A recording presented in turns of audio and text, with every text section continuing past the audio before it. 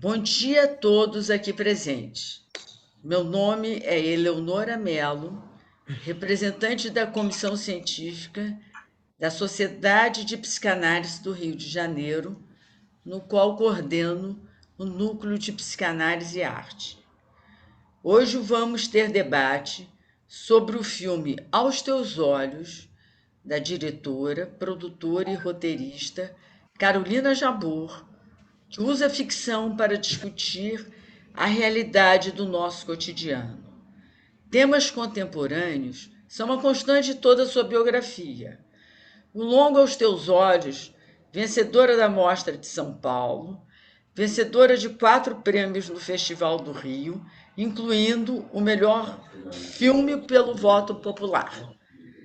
Agora, o debate será feito por Roberto Santoro, psicanalista, psiquiatra, vice-presidente da Sociedade Psicanalítica do Rio de Janeiro, chefe do Serviço de Saúde Mental do Hospital Municipal Jesus, Rio de Janeiro, coordenador do Grupo de Trabalho da Sociedade Brasileira de Pediatria, além de compositor reconhecido na área da música popular clássica. Podemos iniciar o debate entre vocês dois. Obrigada. Obrigado, Eleonora. Olá, Carolina. Olá, Roberto. Vamos conversar sobre o seu filme, Aos Teus Olhos, que é um filme realmente de alta qualidade, excelente. E eu queria começar perguntando para você sobre a questão, vamos dizer assim, do apuro que o filme tem. O filme é muito bem cuidado, ele visualmente é muito interessante, né? A gente estava até conversando previamente que você tem uma concepção visual muito específica do filme, transmite assim esse clima de, eu acho, né, pelo que eu vi, clima de quase kafkiano, assim, no sentido de que as cores do filme são cores assim desaturadas, o filme tem planos assim não usuais em que você só mostra parte dos personagens, às vezes os personagens com vários restringem o espaço do personagem na tela, às vezes colocados os personagens de lado. Então, isso dá esse clima de aprisionamento, esse clima tem totalmente a ver com a concepção e com a história que você quer contar, né? Então, eu gostaria que você falasse um pouquinho sobre essa questão, sobre esses aspectos, vamos dizer, linguagem visual do teu filme. Bom dia a todos. Obrigada pelo convite. É sempre muito prazeroso discutir o filme e ainda mais com psicanalistas, porque é um assunto que realmente a escolha de fazer esse filme tem muito a ver com a escolha de falar sobre o ser humano, assim, né? Sobre os pontos de vista de cada um e a moral de cada um, né? A gente vai falar um pouquinho disso mais para frente. Então, é um prazer estar aqui hoje com vocês. Sim, o filme, quando eu li a peça, ele é baseado numa peça, uma peça espanhola chamada El Principio de Arquimedes, do Josep Maria Miró.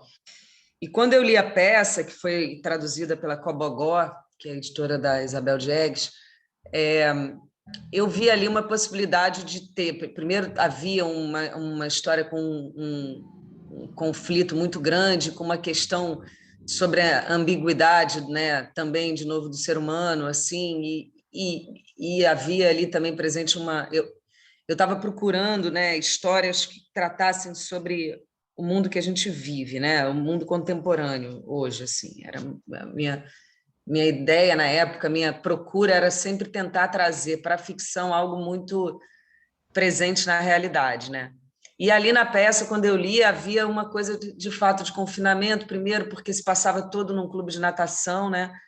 E então havia, além de uma única locação que facilitava muito, uma das, né, 80%, 90% do filme se passa no clube, havia, então, essa possibilidade fazer um filme confinado dentro de um único lugar, e um lugar muito imagético também, né? Então, assim, a piscina é um lugar que desde sempre me encantou muito como a questão visual mesmo, né? Acho lindo, e a questão da água também muito presente, e o azul, enfim, tem coisas ali do visual que sempre me atraíram. E aí, quando você vai tratar de uma história que se passa dentro de um clube de natação com uma questão muito controversa, enfim, que é o clube de natação ainda traz essa coisa da sexualidade, um pouco da sensualidade, né, no caso, porque você, ainda mais na América Latina, onde as relações são calorosas, né, entre as pessoas, entre professor-aluno, o clube de natação ainda tem isso, né? Porque as pessoas, né? O professor está de sunga, a criança está de biquíni, enfim, então dá um desconforto ali que está também presente na peça e trazendo esse ambiente dava para construir essa inquietude, assim, né? E aí sim, quando você parte para fazer um filme, é muito interessante quando a dramaturgia ela é contada através dos planos mesmo e das escolhas né? Porque para fazer um filme como esse, se eu fosse fazer um filme só muito como uma novela, um filme para televisão e tudo, você fica muito aprisionado num plano e contraplano. Então eu procurei, junto com o fotógrafo, que a gente encontrasse planos que traduzissem, ora, né, a pressão em cima daquele personagem, ora aquela solidão dele só, né, só naquele clube, todos contra ele. Então ele muitas vezes pequeno no quadro, com áreas, né, áreas largas em volta, né, com chama espaços negativos também, que chama no cinema quando se enquadra com muito ar para cima, muito ar para o lado, assim. Então, sim, a gente fez um trabalho de visual, Roberta, respondendo a sua pergunta, muito a favor da dramaturgia da história, assim. E isso foi muito legal, muito prazeroso e difícil, porque não é o casual. Eu brinco que tem cenas no Aos Seus Olhos que eu demorei 4 horas para fazer, sendo que se eu estivesse fazendo uma série de televisão, eu teria feito em 40 minutos, sabe? Então, ali havia uma dificuldade dramatúrgica para enquadrar também. Realmente é muito cuidadoso nessa parte visual e transmite, né, o clima de opressão do personagem e, aliás, eu acho que de muita solidão de todos os personagens, né? De muita assim, falta de vínculo afetivo que perpassa todas as histórias e todos os personagens do filme. Eu achei interessante que eu vi alguns comentários sobre o filme que falam que o tema do filme é pedofilia. O tema do filme não é pedofilia, o tema do filme é linchamento nas redes sociais. Exato. E eu acho que isso fica muito claro na maneira como você conta a história, inclusive de não definir no final se houve ou não aquele incidente. Sim.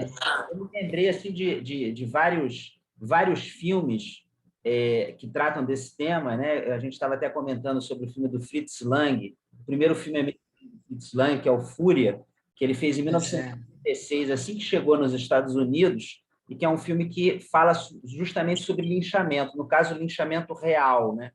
E tem o filme do Thomas Vinterberg, que é muito bom, né? A Caça. E me lembrei muito também, Carolina, o teu pai era um grande amigo do Nelson Rodrigues e é um dos realizadores da obra do Nelson Rodrigues no cinema, um dos melhores realizadores da obra do Nelson Rodrigues no cinema, né? Eu me lembrei de uma peça do Nelson Rodrigues, O Beijo no Asfalto, que tem assim, também foi, tem assim uma história assim que tem algo a ver, né? Porque se trata mais uma vez de uma história de linchamentos, só que aí pela imprensa e pela polícia. Eu não sei se por causa da época também, né? Sim. Talvez tivesse a internet. Com certeza. Eu não sei se todo mundo se lembra dessa história, né? Mas é a história de um rapaz que é atropelado na Praça da Bandeira e, antes de morrer, pede um beijo de uma pessoa que estava ali passando. E um repórter policial corrupto, junto com o delegado, constroem um grande escândalo e destroem a vida desse personagem, né? Ao longo da peça, você vai vendo aquela situação toda sendo construída. Me lembrei muito também da história da escola básica. Né? Era muito... É. A gente estudou muito. Eles foram liberados, né? Depois de 30 anos, provou-se a inocência deles, né? Quer dizer, eles não eram culpados. Estragou a vida inteira daquela família, né? Destruiu a vida deles, a imprensa É. colaborou muito, eles processaram os principais meios de comunicação aqui, principais jornais Ganharam agora, né? ganharam, Na época do Aos Teus Olhos. sim, Foi. sim, processaram dois. Tem um filme também chamado A Dúvida, Doubt, com aquele Philip Hoff, não sei falar os nomes, né, Rodrigo? Simmerhoff. E a Mary Streep, que é demais esse filme também, muito interessante. Esse eu É demais. Porque realmente esse fica na dúvida também, né?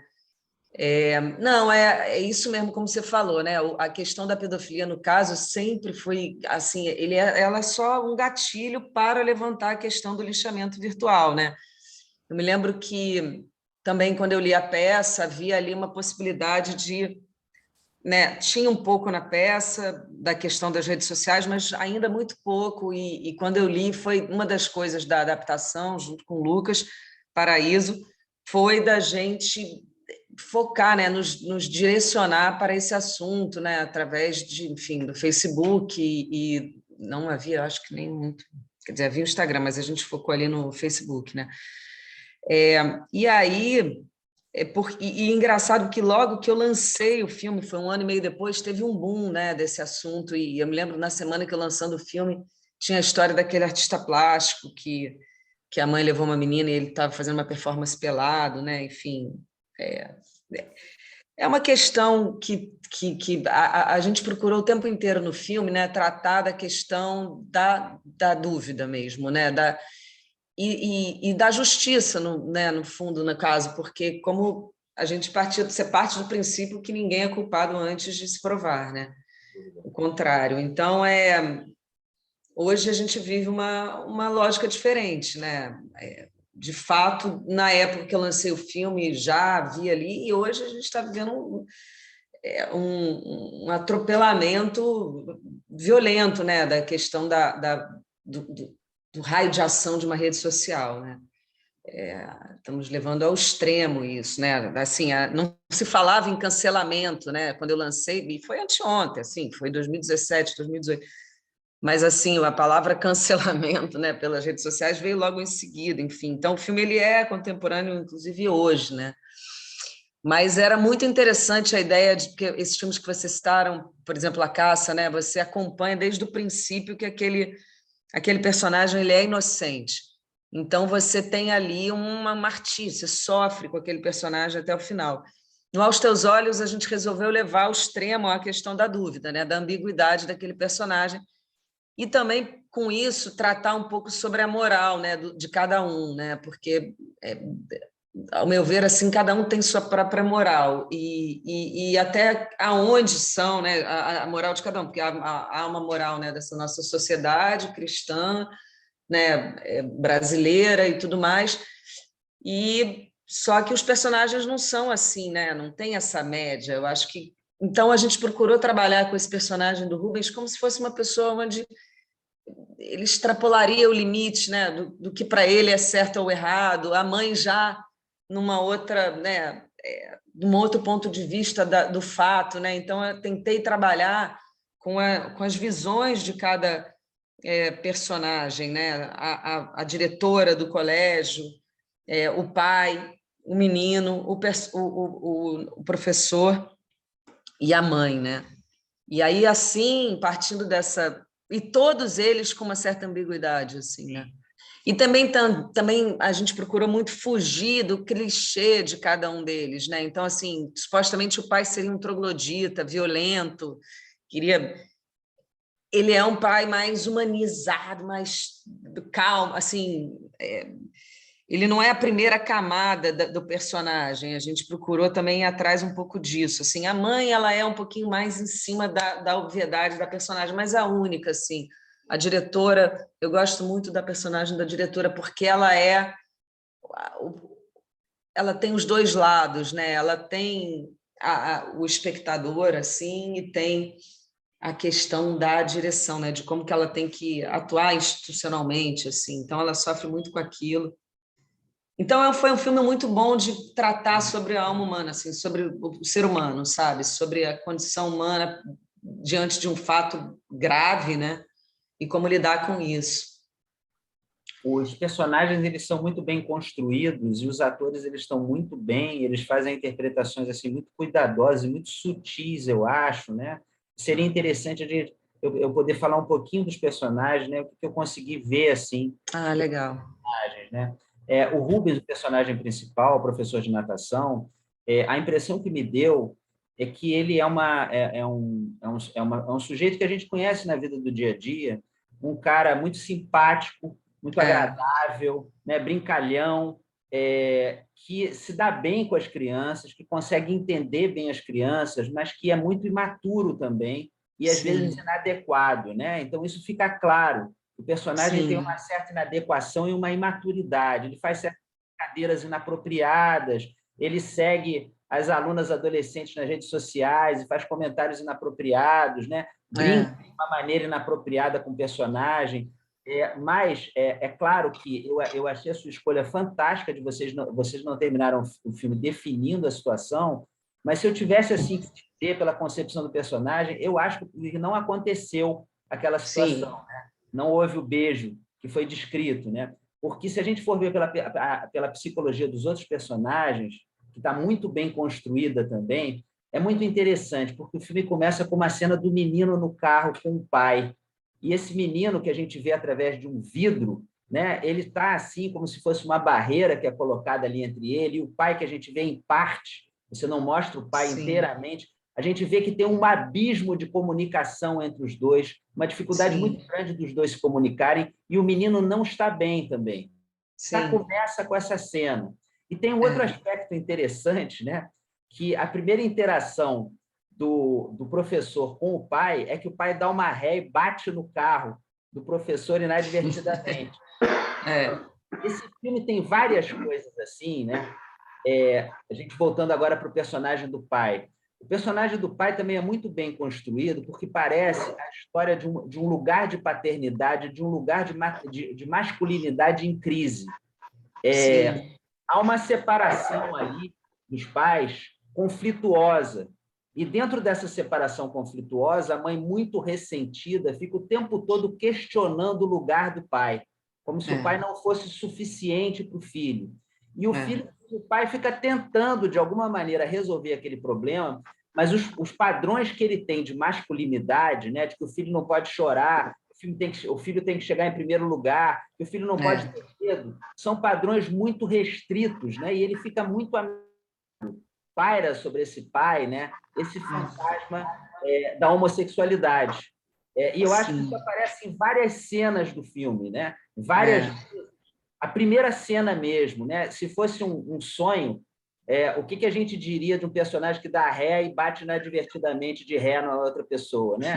É uma referência, né, a um medo que ele tem de uma relação homossexual. Depois tem outra cena que ele fica observando o pai, né? O pai fica observando o professor na piscina e o confronto que eles têm no vestiário, em que ele explicita essa questão da homossexualidade, né? Então, ele está preocupadíssimo com isso. O grande problema do pai é esse, né? Ele Se tem o filho é gay, né? O filho é gay. E porque ele também está muito inseguro do papel dele como homem. Sim. Ao mesmo tempo, como você falou, o personagem foge do clichê, porque ele é um personagem, né, que ele às vezes tem dúvida. A mãe não tem dúvida, mas ele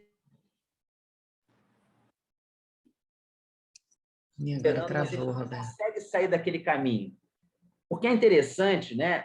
Agora a personagem da mãe, né? Porque a história toda começa com a personagem da mãe. A gente nem sabe muito bem se de fato nesse diálogo o menino disse que o professor deu um beijo na boca dele, porque às vezes acontece que a pessoa induz a criança a dizer alguma coisa.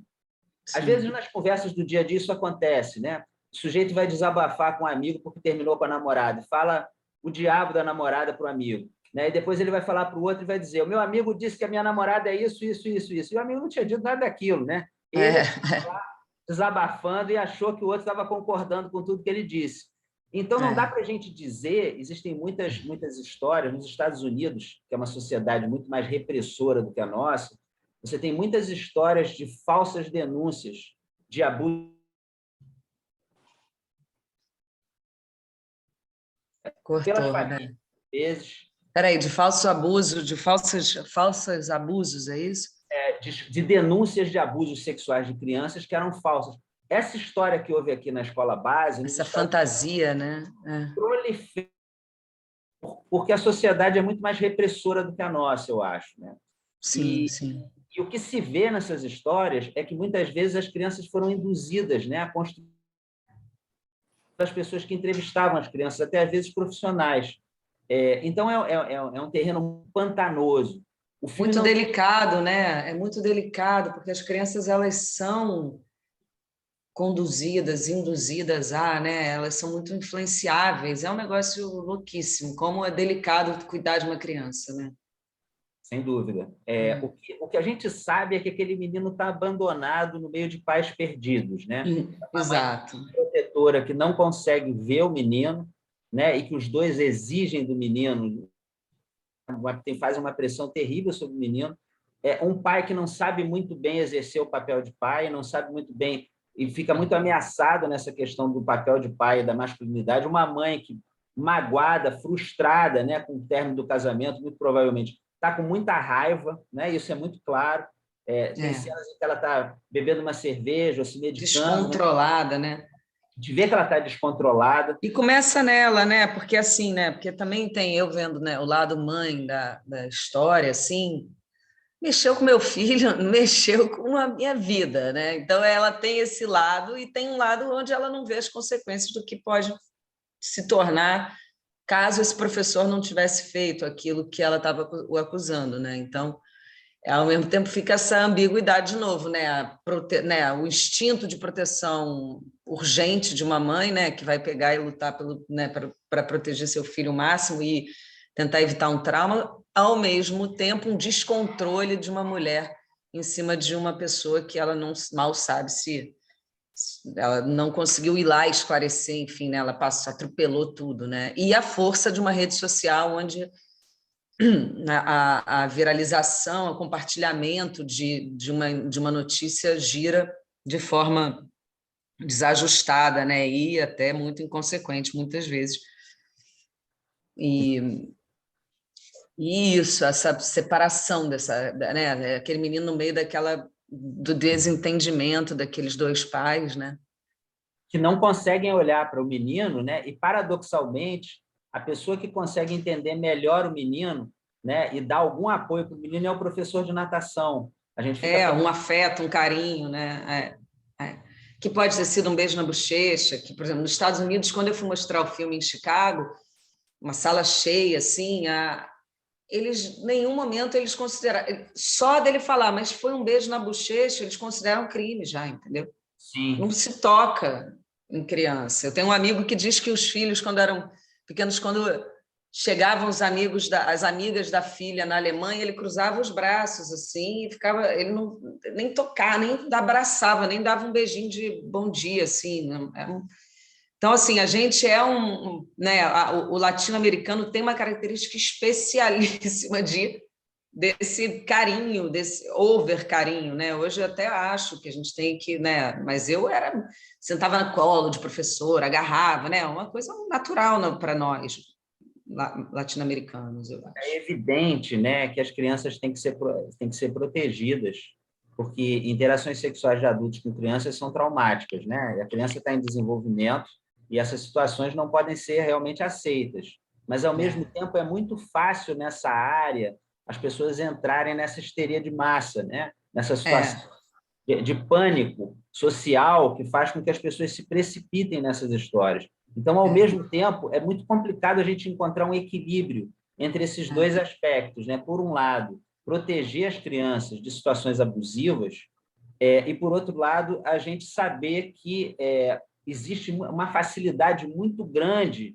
de surgir nessas situações de linchamento, principalmente com esse tipo de tema. Que é um Não, eu tema fui, foda. na época que eu estava lançando o filme, eu fui na UFRJ passar o filme para professores de natação, de educação física em geral, mas natação. Assim, mais de uma sala de 60, 50, 60, 12 tinham casos de afastamento do trabalho, de problemas com a mãe de uma criança. A questão para eles era assim, latente, sabe? Então, e aí uma coisa que você falou sobre o personagem do Rubens, né? Porque a gente, tanto que o Daniel Oliveira foi uma escalação realmente muito feliz para isso, porque ele precisava ser essa simpatia em pessoa, ele precisava ser um personagem carismático, né? E querido. E também ele precisava ter um lado, né, sombrio, um lado onde ele pudesse chegar num lugar muito dark na cabeça da gente também. Então, o Daniel, ele era, para mim, um ator onde ele consegue fazer o mocinho e extrapolar para fazer o diabo, né? Você vê ele, eu já vi ele em situações de filme fazendo coisas muito impressionantes, né? Violentas e poderosas, assim. Então, a escolha do Daniel foi muito... Eu me lembro que quando liguei para ele, ele falou, puxa, legal, adorei o convite, vou ler, mas para quando você quer filmar? Eu falei, quando você pode filmar, porque eu realmente quis muito ele, sabe, para fazer esse filme.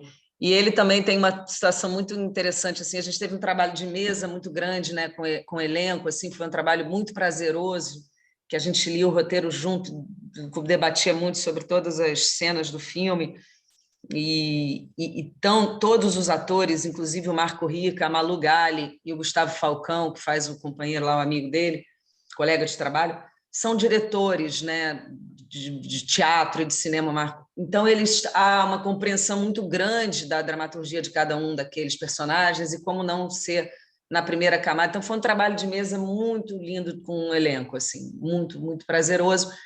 E o Daniel, uma hora assim, o Daniel ele é mais bicho do mato, assim, ele tem um óculos, para ler, ele bota um óculos fundo de garrafa, e ele falava menos, e um dia ele perguntou, ele falou, mas...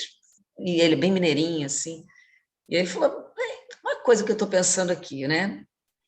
Eu faço o papel do Rubens, né? Portanto, eu deveria saber se ele fez ou não, se ele passou da linha ou não. Eu deveria saber, né? Aí eu fiquei na maior saia justa, assim, na maior questão. Falei, cara, Dani, não tem essa resposta. A gente tem que pensar. Vamos fazer o seguinte. Aí a gente partiu para trabalhar no roteiro como um jogo. A gente decidiu fazer o seguinte: a gente mapeou o roteiro com as cenas onde ele faria como um inocente, cenas que ele faria como um culpado e cenas intermediárias onde ficaria na dúvida. Então, assim, o roteiro foi junto com o roteirista e com ele, a gente mapeou todo o arco desse personagem. Então, até onde você tem empatia com ele, e aí você fala que graça, aí depois você fala, mas que cena é essa que ele está falando essa loucura sobre a mãe da menina? Aí você fala, bom, então ele não é aquele santinho, gente boa só, ele tem um lado mais dark. Aí depois, como amenizá-lo em algum momento quando ele começa a ser atingido pelas redes sociais, então tratar dele como chegar no low point dele assim, de forma onde ele é muito atacado, como virar, enfim, então foi um trabalho com um ator, né, com o Daniel, para criar essa ambiguidade que foi um desafio para a gente, assim, não foi, então, Dani, vamos trabalhar, você é culpado, mas ninguém vai saber, só você. Aí eu ia fazer um filme sobre um pedófilo, Sim. E eu não queria isso, né? A gente não queria, a gente queria trazer de fato esse lugar onde ninguém sabe o que aconteceu, então a partir disso cada um vai ter uma versão daquela história a partir daquele, né, daquele impacto que o filme tem sobre aquele espectador, né? Então ele gerou muitas questões, né? Pessoas saindo do cinema falando, não, com certeza ele fez, e outras falando, não, eu achei ele super inocente. Eu mesmo, vários momentos na minha vida, quando eu assisti o filme, tinha vezes dependendo muito do meu momento do dia, eu achava que ele era super culpado, aí no via depois eu achava ele inocente, enfim. Então foi um processo criativo com o ator e com o autor muito legal para criar essa ambiguidade do Rubens. Eu queria introduzir um aspecto psicanalítico, né, que fala muito dessa questão da ambiguidade do personagem, né? Você sabe que logo no início lá da história da psicanálise, Freud, em 1895, ele estava atendendo as pacientes histéricas, né? E muitas fantasias, muitas ideias surgiam de relatos de histórias de situações incestuosas dessas pacientes na infância. E ele, então, fez uma teoria chamada teoria da sedução, de que todas essas pacientes teriam sofrido algum tipo de abuso sexual, algum tipo de contato sexual inadequado na infância, principalmente dos pais, né? Eles manteve essa ideia mais ou menos uns 2 anos, até 1897, quando ele começou a descobrir a importância das fantasias, né? Olha que interessante. Fantasia que era universal, que sim, existem situações de fato abusivas, né? Existem realmente situações de abuso na infância, existem situações inadequadas, existem situações de incesto real, né? Mas existem também as fantasias. Então, quando você deixa essa história ambígua no personagem, né? Justamente fala para a gente dessa questão da fantasia, né? Na fantasia, todo mundo é culpado, de uma certa maneira. Sim, né? sim, então, definir o personagem é uma coisa boa para o filme, porque coloca a gente também nesse lugar. Coloca a gente também nesse lugar e tira a gente do lugar, porque você vê que interessante, a gente pensando na psicologia da mãe, né? A mãe que está lá magoada, né? Ferida com a história do término do casamento, com raiva do ex-marido, acusando o ex-marido de ser insuficiente, se sentindo desamparada e preocupada com a situação do filho, né?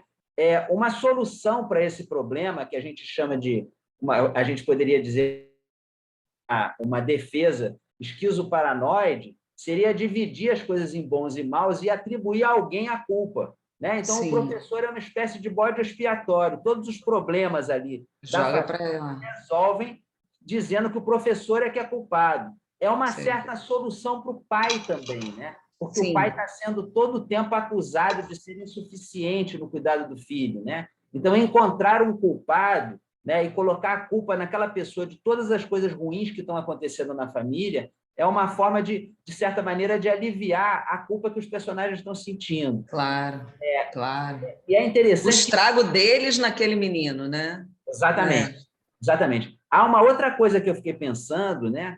Que o professor faz o que o pai não consegue fazer, ele consegue se comunicar, acolher o menino, né? Então, há um motivo adicional para o pai ter raiva desse professor, né? Que o professor é talvez o pai que ele não consegue ser para o filho. Sim. Eu tenho para mim... O pai é um falido na relação paternal com aquele menino, né? Ele faliu, é triste. Ele é triste com isso. O personagem paterno, o pai do menino, é um personagem muito interessante nesse sentido, né? Porque é um homem ameaçado no seu lugar de homem e de pai. Ele está o tempo ameaçado pelo fantasma da homossexualidade, pelo fantasma da falta de comunicação com o filho, e de que o filho tem que ser o campeão, né? Que tem que ser o que se espera, né?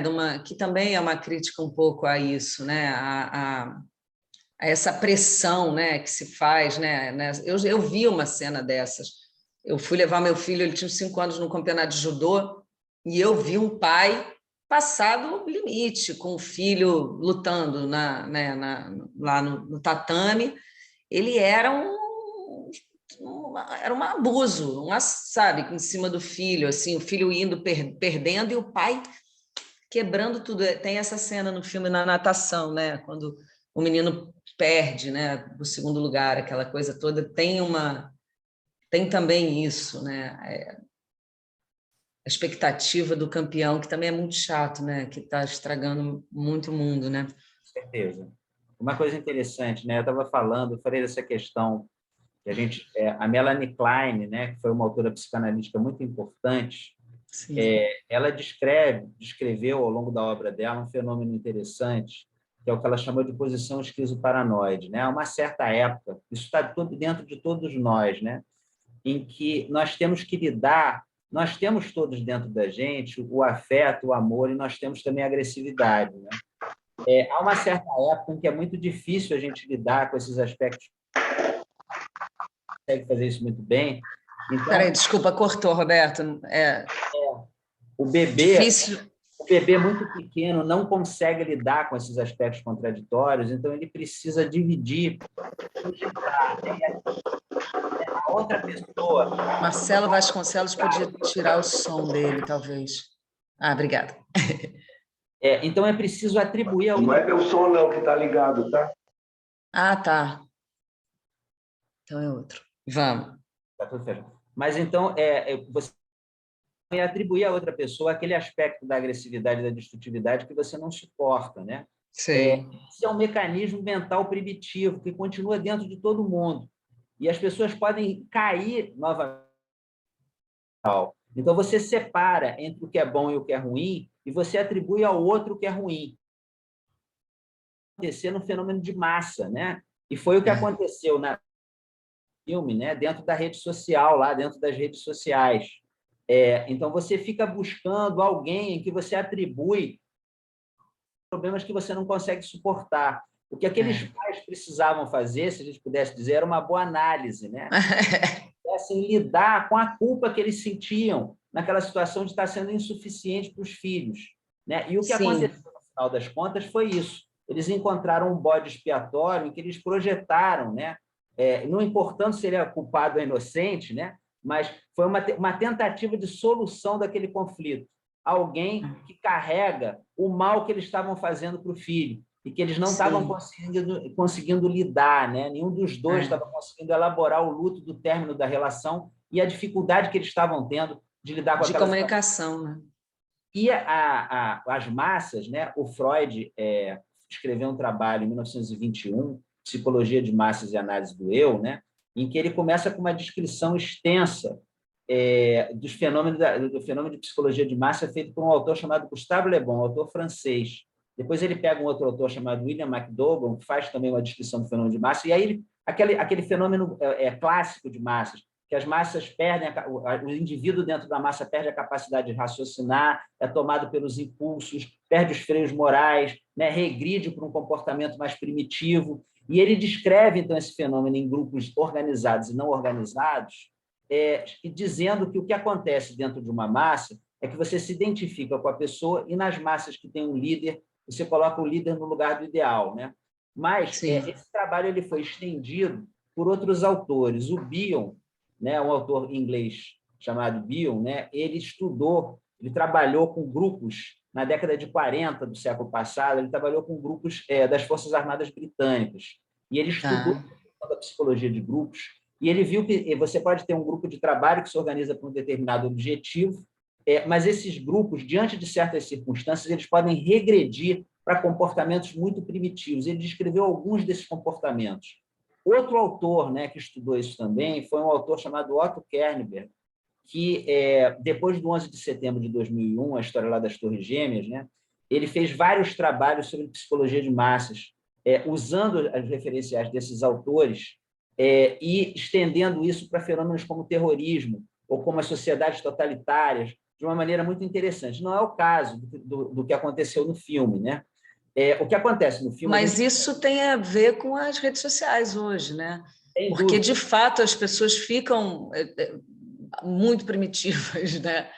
Eu acho que a voz dentro desse... Tanto que, né, a força do discurso de ódio, né, ela vem desse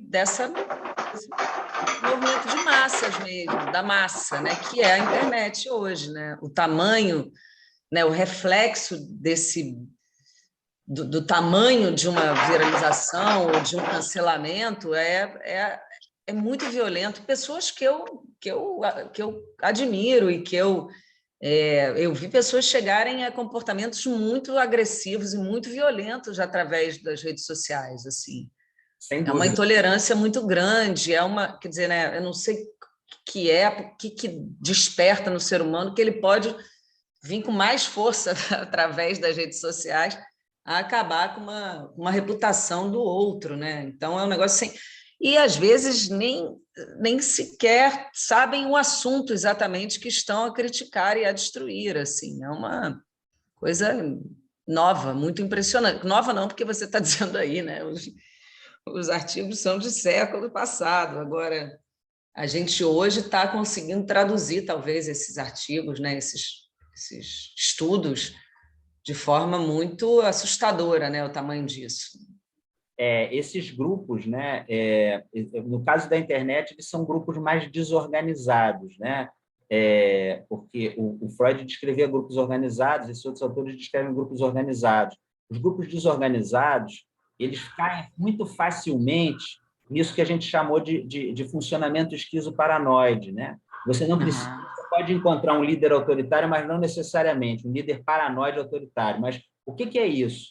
É você dividir e dizer que o grupo tem todas as virtudes e encontrar algum inimigo comum, né? Um bode expiatório qualquer, né? Então, é muito fácil as pessoas entrarem nessa sanha moralista e fazer esse tipo de linchamento, né? E Sim. como a rede social permite um certo anonimato, né? Você não está exposto de uma maneira muito clara, o nível de agressividade e de violência, que é uma coisa que é descrita desde os trabalhos do Freud e desses autores que ele cita, é muito grande, né? Às vezes a gente se surpreende, porque a pessoa que a gente conhece individualmente, ela pega essa característica individual e entra com fenômeno de massa, e é interessante a gente pensar, né, que nessas descrições do Freud, ele fala, então, que esse grupo, essa massa, coloca o líder como ideal, né? Voltando assim, depois é que o Freud fala disso, né? O Freud depois veio criar um conceito chamado o super. Tem, por um lado, né, o ideal do que a pessoa gostaria de ser, né, um modelo para a pessoa se conduzir, e tem também o julgamento moral, a crítica dos próprios atos, né, o sentimento de culpa. Então, é uma instância como se fosse uma espécie de juiz interno que avalia o comportamento da pessoa e tem o que a pessoa gostaria de ser, né? Então, nesses fenômenos de massa, você colocaria o líder nesse lugar do seu ideal. E aí você não precisaria ter nenhum tipo de pressão de culpa, por exemplo, porque o líder é que determina, o líder é que diz o que você tem que fazer. Você necessariamente não precisa ter um líder. Esse ideal pode ser um ideal momentâneo que as pessoas criam ali. No caso do filme, né, o ideal momentâneo era a defesa da criança em relação à pedofilia, né? Sim. Todos se uniram nesse ideal. E é muito interessante que quando esse grupo ele adquire esse fenômeno de um grupo paranoide que precisa encontrar o culpado e já condena o culpado imediatamente, as vozes de bom senso que aparecem no filme, as pessoas que falam, gente, vamos ver direito, será que é isso mesmo e tal, as vozes são ignoradas. Às vezes, são perseguidas. Se você coloca... o grupo fica contra a pessoa, como se a pessoa fosse a favor da pedofilia, por exemplo. Né? Exatamente. Você está defendendo um pedófilo? Isso, né? E isso realmente é um fenômeno de massa que a gente está vendo acontecer nas redes sociais. E isso pode acontecer na imprensa. É muito grave. Sim. É muito grave. Muito grave. Eu fico impressionado. Tem um filme que também, o Roberto, que é o... Eu não sei se chegou a ver, não é a ver, mas é que você está falando da autocracia, né? E um professor chamado A Onda, o filme, que é um professor que está dando aula sobre o nazismo e resolve, então, fazer na sala, né, um exemplo de um regime autocrático, assim, ditatorial, né, enfim. E é impressionante, é incrível esse filme. Você vai vendo. Esse filme é baseado num experimento real que aconteceu numa universidade americana. E aquilo Foi, aconteceu, né? de fato, exatamente como está descrito no filme. É incrível. E as pessoas entram nisso mesmo, as pessoas estão à espera. Tem um filme também que eu acho genial que trata disso, que se chama Ensaio de Orquestra, do Fellini. É demais esse filme, Eu não né? sei se vocês assistiram, né? Porque o filme, ele mostra, né, uma orquestra, né? Ele é feito como se fosse um documentário. Então, a equipe de documentaristas vai entrevistar pessoas que estão, uma orquestra que vai tocar numa igreja que se tornou uma espécie de estúdio de gravação. E ele vai entrevistando os instrumentistas, etc, etc. Ele está fazendo, na verdade, uma uma apreciação, porque ele era muito criticado, diziam que Fellini não era político, né? Ele não ligava para essa questão da política, e todos os diretores italianos da época eram politizados, eram vários do Partido Comunista Italiano e tal. Então, ele fez, eu acho que o único filme político, de fato, e esse filme político dele é o seguinte: as pessoas vão entrevistando, né, os membros lá da orquestra, os documentaristas, os pós-documentaristas, cada um vai falando seu instrumento, e, de repente, surge um movimento revolucionário dentro da orquestra, que eles não estão recebendo o suficiente, e o maestro, que é um maestro alemão, autoritário, eles começam a contestar, e aí acontece um caos, aí ele entra naquela história de Fellini, né? E eles começam a ter uma guerra lá dentro, a gente se mata. Eu vou rever esse filme, eu não vejo há muito tempo, eu vi muito jovem, eu vou rever, lindo esse filme, eu me lembro. Eles picham o muro, eles picham as paredes, quebram, mesmo. fica tudo destruído, a sociedade, que é a orquestra, fica toda destruída, um caos total, e aí, quando está tudo arrasado, várias Ele pessoas... começa a tocar. O maestro entra e começa a falar: nós temos que nos unir, porque nós temos que trabalhar juntos, porque nós temos que reconstruir aqui esse lugar, a orquestra foi feita para fazer música, peguem seus instrumentos. Aí os que tem lá vão pegando os instrumentos, ele consegue reger lá uma cena, mas o detalhe, como é que o filme termina? Aí o maestro começa a reger lá a música, e aí ele para e começa a dizer: não foi bom, que você não sei o que. Aí ele começa a se exaltar, e aí o filme apaga, né? Fica a tela preta, e ele começa a fazer um discurso em alemão igual Hitler. O filme olha que massa, é isso mesmo. Esse filme é demais mesmo. Eu vou rever para ver esse movimento no filme. Bem lembrado. O que mais sobre o filme? Fala dessa situação, né? Que as sociedades que estão muito conflagradas, ou as situações assim de muita tensão, é muito fácil surgirem líderes autoritários, né, que vão usar a situação complicada, as situações de crise, para tomar o poder, né, por conta desses fenômenos de massa. Socorro, né, gente? Socorro. Estamos no auge disso, né? É interessante.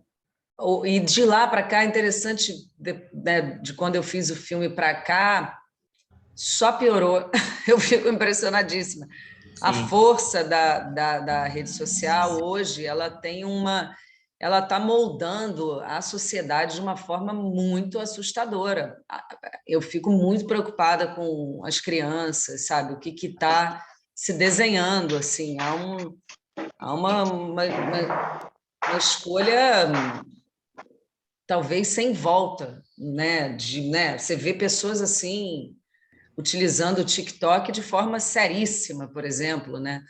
Levando a sério o TikTok, enfim, usando como plataforma, pessoas tendo que se render ao TikTok para poder falar com o negócio está bem sério, está muito assustador. A verdade é que os direitos humanos universais, a democracia, isso são a civilização é muito frágil. É baseado é um esforço, na verdade. A civilização é sempre um esforço, porque esses mecanismos mentais primitivos, eles estão ali dentro de todo mundo, e é muito fácil a gente reverter para um funcionamento social primitivo, né? O que a gente vê nas redes sociais é exatamente isso. E às vezes é muito interessante, né? Porque claro que isso vai acontecer em torno de causas nobres, né? Quem é o filme que a gente comentou em 36, esse filme é sobre exatamente o sequestro de uma criança, né? Olha, quem é a favor do sequestro de uma criança ou da pedofilia? Ninguém, né? Então essas causas, que são causas importantes mesmo, essas causas elas tendem a mobilizar essas reações de massa, né? E aí é que a gente tem que tomar mais cuidado. Eu acho que um princípio interessante da gente adotar é o seguinte: a gente pensar que pertencer a um determinado grupo humano não é um indivíduo, qualidades, defeitos, problemas ou vantagens, né? Isso é que absolutamente você não ser intolerante, né? Você conseguir ter a tolerância de entender que você não pode julgar as pessoas de uma maneira superficial. Sempre que você vê uma situação em que socialmente você divide o nós e eles, e você atribui ao eles todos os males da humanidade, né? A gente está diante de um fenômeno de massa de natureza esquizoparanoide. Na verdade, as pessoas estão atribuindo a outra pessoa características que não aceitam em si mesmas. O Nelson Rodrigues tinha uma frase interessante, né? E dizia assim: quando o amigo deixa de jantar com o amigo por ideologia, o país está pronto para carnificina. É uma frase meio assustadora, né? É uma frase meio assustadora. Mas estamos no auge dela, né? Mas a gente é uma época, por isso eu achei muito interessante, Carolina, porque esse seu filme é super atual, né? E esse Sim. fenômeno que você descreve no filme, ele só se acirrou nos últimos anos. Ele foi realmente, ele foi agonal, né? Ele foi aprofundando A a pessoa situação. a pessoa que é julgada sem provas, né? A pessoa que é condenada sem provas, as pessoas que não têm chance de se retratar, às vezes por uma coisa que você falou desajeitadamente na rede social há 20 anos atrás, você é condenado hoje, você é cancelado hoje, você é rotulado, né? Atribuem rótulos diversos para você, comunista, fascista, etc. Uma facilidade absurda. Então, é uma época, realmente, uma época muito, muito complicada, e eu achei também que essa questão da ambiguidade do personagem no filme é interessante, porque ela coloca exatamente essa grande questão para quem está assistindo o filme. Mas vem cá, como é que a gente pode julgar o personagem, destruir a vida do personagem, sem provas, sem saber se de fato alguma coisa aconteceu? Isso é o princípio básico, né? Que a gente deveria estar seguindo até hoje, né?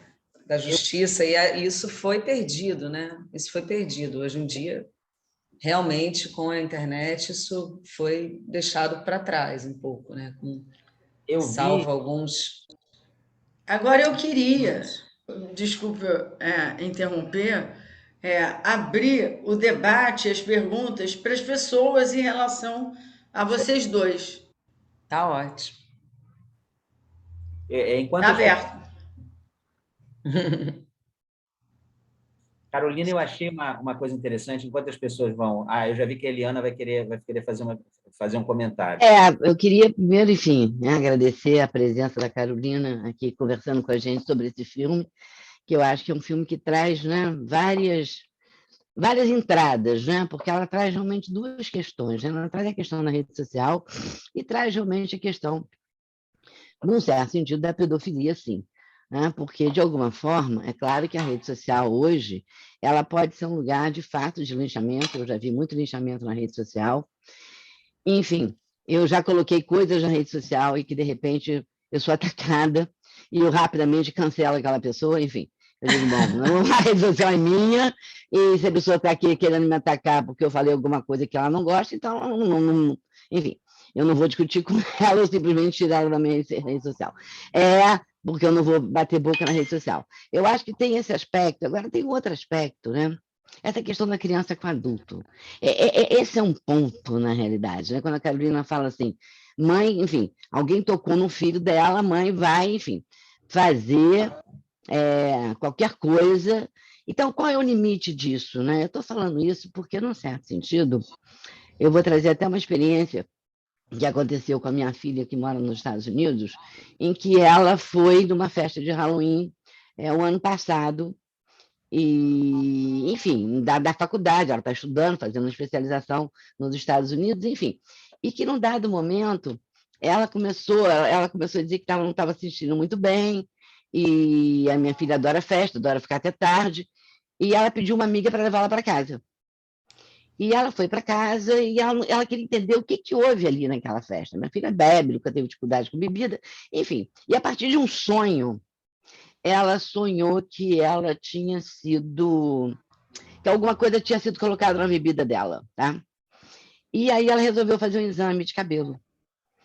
Então ela fez o exame de cabelo e, de fato, se mostrou, né, que tinham se colocado alguma coisa do cabelo dela, na bebida dela, e que era algo que levava ao sujeito a perder as forças e poder ser estuprado, tá? Enfim, e aí o que está acontecendo? Quer dizer, essa questão das provas. Por que eu estou trazendo isso? Que dá como contraponto, né? Ela foi na universidade, ela mostrou tudo isso, outros amigos mostraram, enfim, que uma determinada pessoa já tinha feito coisas semelhantes na universidade, mas os Estados Unidos diz o seguinte, a universidade diz o seguinte, mas nós não temos provas contra ele. Nós não temos como provar. que foi esse sujeito. E aí você fica nessa coisa do que é a prova, o que não é a prova. É claro que no caso do filme da Carolina, Aos Teus Olhos, a gente vai vendo nitidamente, né, quer dizer, toda a relação da criança, do professor, que é um brincalhão, enfim, que tem uma coisa sedutora, assim, com as adolescentes, nossa, ele conversa, ele seduz, mas daí dizer que ele é um pedófilo, é claro que tem uma coisa um caminho bem distante, mas, ao mesmo tempo, é óbvio que para uma mãe, alguém chega e diz, alguém tocou num filho seu, você vai, enfim, Exatamente. ainda mais quando ela acha que aquele pai não toma nenhuma providência, e ela então, e aí entra a coisa da rede social, as mães, né, mães de colégio adoram se reunir em grupos, né, e falar, Nos enfim, grupos de família. nos grupos de loucura. fala e coloca, aconteceu isso, não aconteceu isso, mas tem esse contraponto. Essa coisa também das provas, né? Não vamos. Como é que a gente faz, né? Quando a gente não sabe exatamente o que aconteceu, né? Quer dizer, a gente. Então, eu já briguei com a minha filha. Eu digo, minha filha, eu vou para os Estados Unidos e vão fazer justiça com as próprias mãos. E mãe é isso, né? Enfim, e a gente já sabe que foi ele mesmo que colocou. Enfim, já pensamos assim, milhões de coisas em relação a isso, porque, de fato, ela não se dá conta. Tem aquela série, né, que chama I May Destroy You. Vocês chegaram a ver essa série? Não. Essa série é maravilhosa. Quem escreveu é a atriz e é todo sobre uma noite que ela foi estuprada e ela não lembra como foi. Ela foi com bebida, né?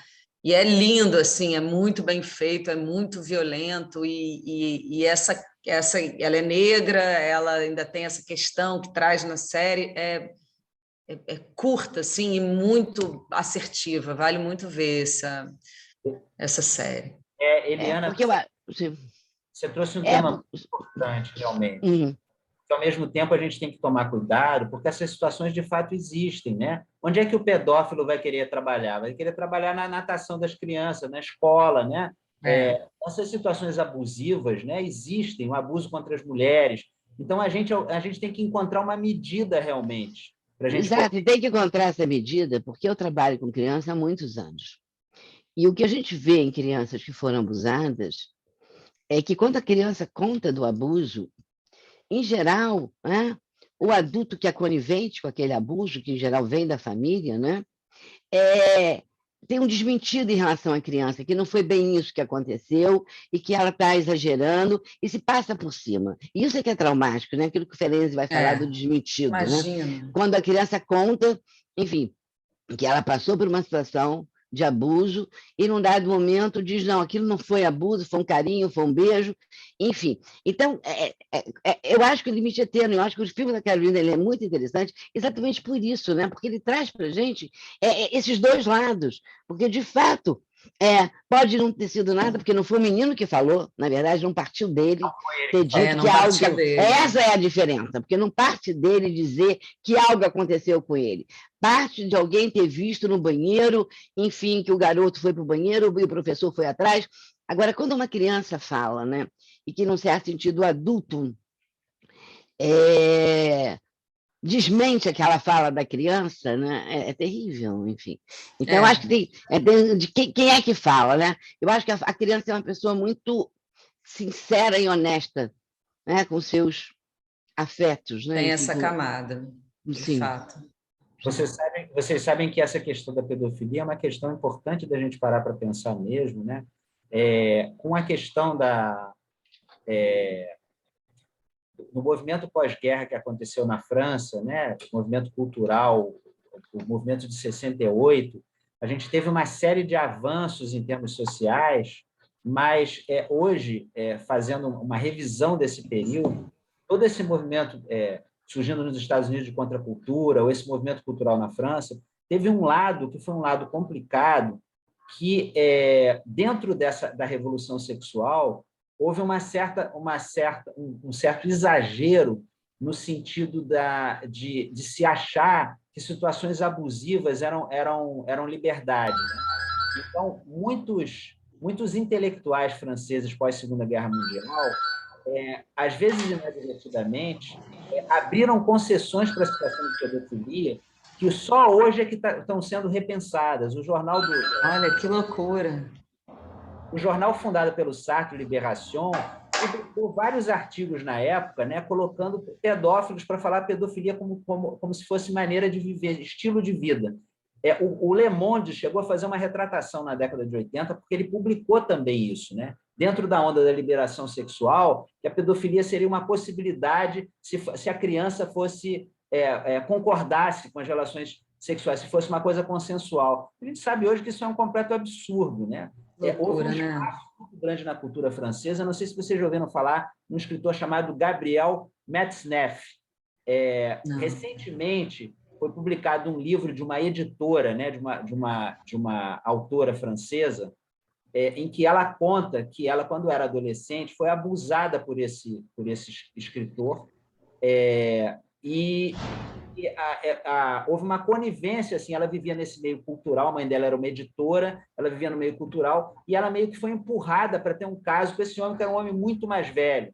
E ele defendia, ao longo de anos e anos, abertamente, relações pedófilas, né? Escrevia livros sobre isso, etc. e tal. Ele fazia turismo sexual nas colônias africanas da França, né? Ia lá para aquela região do norte da África. Ele ia para aquela região do norte da África e lá fazia turismo sexual com meninos. Então, houve uma certa conivência cultural com essa questão que a gente hoje sabe que é uma coisa abusiva, né? Então, a gente Mas já recuou, né? Está melhor, né? Nesse sentido, melhorou, né? Esse autor que ganhava, inclusive, ele recebia uma pensão do governo francês, ele está fugido na Itália, porque ele não se arrependeu. Se voltar para a França, eu não sei se ele vai ser preso, porque talvez os crimes dele tenham prescrito, né? Mas ele era uma figura assim da inteligência da França da época, né? É um assunto imenso mesmo, são muitas camadas mesmo, mas a questão com a criança é um negócio muito delicado mesmo. Eu fico muito impressionada. Exatamente, né, Carolina? A gente tem que encontrar uma medida, e a Eliana falou muito bem, né, entre, por um lado, as pessoas entrarem nessa histeria, e, por outro lado, você proteger as pessoas vulneráveis, né? A gente sabe que existem situações... Não, tem que desconfiar, né? Parte do princípio que tem que desconfiar. Sem dúvida. Agora, é isso. O que o Woody Allen passou, por exemplo, né? Enfim, do linchamento que o Woody Allen sofreu. Sim. Né? Quer dizer, com a acusação de ter, enfim, o que é mais abusado do filho, enfim, pela minha fé. Quer dizer, é uma coisa muito interessante, né? Quer dizer, ele foi banido dos Estados Unidos, né? Enfim, as pessoas não assistem os filmes de Woody Allen nos Estados Unidos. Não fazem mais, Não fazem filmes, ele, enfim, mora, né, em Paris. Por quê? Porque ele foi acusado, né, de ter abusado, e, num certo sentido, a gente vê toda uma manipulação ali, né? Enfim, parece que tem o filme, né? Nem eu não vi o filme. Eu também não vi o filme, mas ao mesmo tempo, quer dizer, uma pessoa que foi acusada, né, pela ex-mulher, né, de ter abusado, ainda casou com a menina, enfim, eu acho que a linha é sempre tão tênue, né? Eu acho que isso que a Carolina traz do filme dela, né? Quer dizer, que tem alguma coisa assim, dessa linha tênue, né? Enfim, entre o que o adulto fala, o que a criança viveu, enfim, No caso do Woody Allen, há uma coisa interessante, que é o seguinte: esse processo é um processo muito antigo, essa denúncia surgiu há muitos anos atrás, né? O que chama a atenção é que o escândalo e o cancelamento dele foi recente, então as pessoas só se indignaram agora, quando virou moda se indignar contra ele. Não julgando aqui se ele é culpado ou inocente, né? Mas se houvesse algum realmente, se as pessoas de fato achassem que ele era culpado, isso tudo deveria ter acontecido há muito tempo atrás. Então, a gente fica pensando se não houve aí um fenômeno também, mais uma vez, ou de massa, ou de modismo mesmo, né? Porque fica bonito também você entrar, é virtude de internet. Se você entra num grupo... trouxe o assunto voltou para a mesa, né? Porque aí você, né, a Scarlett Johansson, né, falou não faria um filme mais com ele, não... Sim. Enfim, esse assunto é vastíssimo. Eu acho que a Rosa quer falar também. Você está sem som, Rosa? Seu som. Está sem som, Rosa. Primeiro, parabenizar, assim, Carolina, porque cada cena parece que é importante, né? Eu estava com pressa de ver, porque estava com pouco tempo, mas não consegui pular nada, que eu falei, não, isso é importante, isso aqui também é importante. Mas, enfim, que bom. Mas achei ótimo o filme, uma denúncia muito importante. Vocês falaram de coisa muito importante, eu vou tentar falar do que a gente ainda não falou, né? Porque concordar, vamos tentar trazer outras coisas para a roda. A primeira coisa assim que eu vejo é que a questão do preconceito, né? Homem que é afetuoso não é homem, né? Aquela coisa, que é uma coisa que me chama muita atenção ainda hoje, né? Tanto que esse pai, ele mostra-se na dúvida o tempo todo, ele pergunta, beijou na boca? Essa pergunta nunca é respondida, é perguntada no WhatsApp, na boca, essa pergunta nunca é respondida, porque parece que essa mãe já intuiu que era na boca, ela mesma não sabe se foi na boca, ela fica... ali é onde ela derrapa, né? E aí vai, né? Aí vai que foi na boca, né? E vai que foi na boca e pronto, né? Então, esse pai, assim, como muitos casais, né, são acusados, um fica acusando o outro da falência do casamento, né? E por isso viram inimigos, né? E esquecem que tem uma criança aí. Essa criança estava triste por causa da família disfuncional que essa criança tinha, né? Então, quer dizer, e a mãe começa a falar, você não faz nada, você não faz nada. Então, esse cara, mesmo sem certeza, começa a tentar mostrar que era homem, né? Vai fazer alguma coisa, né? Alguém tem que fazer alguma coisa, e ele vai. Mas ele vai, me parece, que sem nenhuma certeza do que ele estava fazendo. Mas aí ele vai lá na piscina, fica olhando, na dúvida. Quando o rapaz amarra o cadarçozinho no short, ali parece que é a prova para ele. Está vendo? Ele toca na criança, ele amarra. Isso é coisa de mulher. Mulher que cuida de criança assim, né? Gay, né? Gay. Ou quem tem interesse em aproximar da criança, né? Então, eu achei esse seu filme muito interessante e também uma denúncia ao homossexualismo, né? Primeira pergunta, ele é homossexual? Se for, é por ainda isso. vinha essa camada. A gente se preocupou com isso também. Né, do preconceito com a homossexualidade. O homossexual que faz essas coisas. Né? Sim. Então, parabéns para o filme, parabéns. Obrigada, Rosa. Obrigada, Carolina. Um ponto que eu acho interessante, Carolina, eu vi algumas pessoas comentando que ficaram desapontados com o final, e eu achei o final do filme brilhante. Porque ele mostra... O final é polêmico, o final do filme. Tem duas cenas muito interessantes. Uma das cenas, né, ele mostra a família, né, reunida lá, e o menino. A mãe mais ocupada, se o menino está doente, se o menino tem algum problema, querendo proteger o menino. E o menino faz um pedido que o pai fique com ele. Mostrando, né, a dificuldade... Que ele quer, na verdade, estar do lado deles. Né? Como era difícil ficar com essa mãe, né? E a última cena, né, eu acho que é mostrando, tentando voltar para a vida dele, mas na normalidade. Tentando voltar para a normalidade da vida. Então, eu acho um detalhe interessante, ele coloca a raia dele, saiu da raia, né? A raia é alguma coisa que guia a sua direção, então ele volta para alguma coisa que ele conhece. Mas o final do filme é muito triste, porque a gente sabe que não... Ele está machucado, não vai voltar, não vai ser igual, né? Nada mais vai ser igual ao que foi antes, né?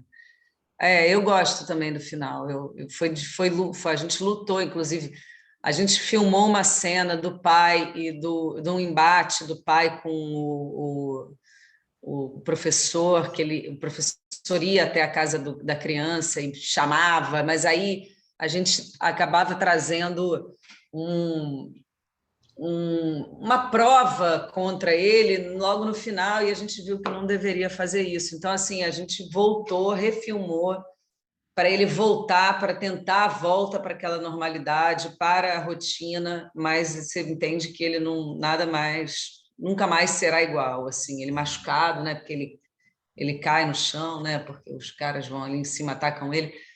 Mas é um final que eu acho assim, a escolha de não ter um final, né? Você sair do cinema sem saber se ele cometeu ou não aquele ato é muito a escolha dramatúrgica minha e do autor, sabe? Da gente realmente... E foi o que me atraiu na peça também, né? Sobre esse julgamento moral, principalmente, né? De cada um de nós perante essa situação, sabe? Sim. E todas as camadas que isso traz, né? Desde a mãe tá certa e tá errada, os dois. Ela tá certa em defender o filho e tá errada em atacar o cara, agora, entendeu? Então, assim, né? Cada um tem uma motivação, uma justificativa para aquilo, uma moral. Então, assim, e nós, espectadores, estamos, né? colocados nessa escolha desse caminho, dessa história. Quase você decide, né? Mal ou bem, acaba que você acaba indo e você sai com uma análise sobre aquilo, um ponto de vista. E um pouco também, né, no overall do filme, assim, a vontade de falar sobre aquelas pessoas, aquela diretora, aquele pai, aquela mãe, aquela família quebrada, e, enfim, tudo que vem junto de cada personagem. Havia para a gente um interesse muito grande em tentar retratá-los, sabe? Agora eu queria passar a fala para a Nádia, que está com a mão levantada, né? Ótimo. Olá, Nádia. Olá, Nádia. Bom dia. Bom dia. Eu queria parabenizar a Carolina, o Roberto, viu, por essa discussão maravilhosa. E eu queria aproveitar e convidá-los para continuar essa discussão em relação ao que eu imagino seja a proteção das nossas crianças, né, no Brasil principalmente, que é poder discutir essa questão da educação sexual, inclusive, né, e risco de pedofilia, enfim, de incesto dentro da área da psicanálise, que é muito pouco falada, que vai ter a 5ª jornada do Comitê de Mulheres e Psicanálise e a SPRJ agora dia 23 de julho. Realmente, assim, todos os pontos que vocês tocaram, acho que a gente vai poder aprofundar um pouco, né? Legal, e a gente viu esse caso agora dessa menina que foi... Da menina, né? Que teve Sim. relações sexuais muito cedo, né? Isso, em relação à interrupção da gravidez, enfim, a gente vê colegas aqui no Brasil assim questionando a interrupção da gravidez dela, sem pensar nela, né, na menina, né? Eu acho assim que tem muitas coisas que, como você bem falou, são várias camadas. Mas a questão da educação sexual é muito importante, né? É um negócio, e eles agora têm aprendido tudo na internet, né? O que é gravíssimo. Sim. Na adolescência, né? É uma assustadora. Até na infância, né? Já tem estudos mostrando que as crianças têm acesso a sexo na internet desde criança. Meu Deus, que desespero. Muito obrigada, viu? Prazer, Nádia, obrigada. Boa sorte lá no seminário. Vou estar com você, com a Rosa Reis, nesse evento, né? Esse evento vai ser muito interessante, porque vai abordar todas as situações abusivas na infância. Eu vou estar falando de um tema que é um tema que eu tenho acompanhado, vários casos no hospital, eu trabalho no hospital pediátrico, que é o chamado transtorno factício imposto a outro, antigamente chamado de síndrome de Munchausen por procuração, que são aquelas pessoas, geralmente as mães, que fabricam uma doença na criança, né, para que a criança um médico, às vezes chegando a extremos de muitas vezes colocando a vida das crianças em risco, né? Então Nossa Senhora. A gente ao mesmo tempo está preocupado, né, com esse fenômeno de massa, mas estamos preocupados também com a defesa dos humanos que sofrem violência de fato, as mulheres, as crianças, né? A gente tem que estar atento para isso, porque essas situações são situações frequentes. A gente sabe agora que durante a pandemia o abuso na família cresceu exponencialmente. Então, tem que estar também atento para essas questões, sem cair no outro extremo, né? No extremo da condenação sem provas, no extremo do linchamento digital. Entendi. Ai, gente. Muito bom.